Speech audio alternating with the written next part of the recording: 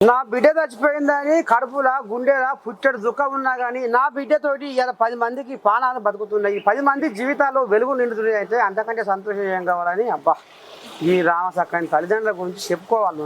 ఇందాం పది కానరాని లోకానికి వెళ్ళిపోయావా, మానలేని గాయము చేసిపోయావా, ఎలా మరువజాలము నిన్ను,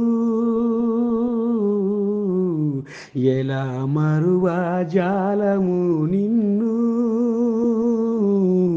నువ్వు చనిపోయిన చేసిన సాయం,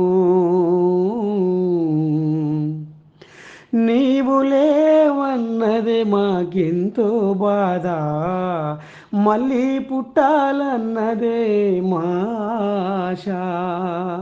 తల్లి కూర దీపిక, నువ్వు ఏ లోకాన ఉన్నా ఇవాళ 10 మందికి ప్రాణాలను కాపాడినవు తల్లి, 10 మందికి ఆయుష్ పోసినవు తల్లి, 10 మంది జీవితాలను నిలబెట్టినవు తల్లి, 10 మంది బతుకుల్లో వెలుగులు నింపినవు తల్లి అని ఇవాళ మేర్చలే కాదు యావత్ తెలుగు రాష్ట్రాల్లో మోత మోగుకుంటా ఆమెని అంగలార్చుకుంటా ఆమెని గలవరించుకుంటా ఆమెను స్మరిస్తున్న ఇలా.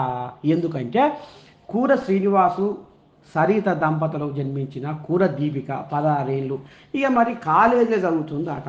ఇక మరి ఇంతలో ఏమైందో ఏం కథ కానీ కాలేజీకి పోదామన్న టైంలోనే ఫిట్స్ వచ్చి బ్రెయిన్ డెడ్ అయిపోయిందట. నువ్వులా ఇక ఎట్ట చేయాలి ఏం చేయాలని తల్లిదండ్రులు దాహాన్ని తీసుకపోతే ఎంత ప్రయత్నం చేసినా డాక్టర్లు బతకలేదట. నువ్వులా పాపం అసవంటి కష్ట సమయంలో అసవంటి దుఃఖ సమయంలో కూడా తల్లిదండ్రులు నా బిడ్డతోని 10 మంది ప్రాణాలను 10 మంది జీవితాలను వెలిగించాలని ఇగో ఈ రకంగా నిర్ణయం తీసుకొని ఆమె అవయవాలు తీసి వేరే వాళ్ళకేసి 10 మందికి సాయం చేసిరట. నువ్వులా 10 మందికి ప్రాణదానం చేసిరట ఈ తల్లిదండ్రులు. అంటే చూసిరా లోకంలో దిశవంటి తల్లిదండ్రులు కూడా ఉన్నారా, మానవత్వం ఇంకా బతికే ఉందా అన్నట్టుగా అనిపిస్తుందిలా ఈ ముచ్చటింటుంటే అని లోకం వెలుపున వాళ్ళకు సోషల్ మీడియా తరపుగా కూడా అభినందనలు తెలుపుతుర్రులా.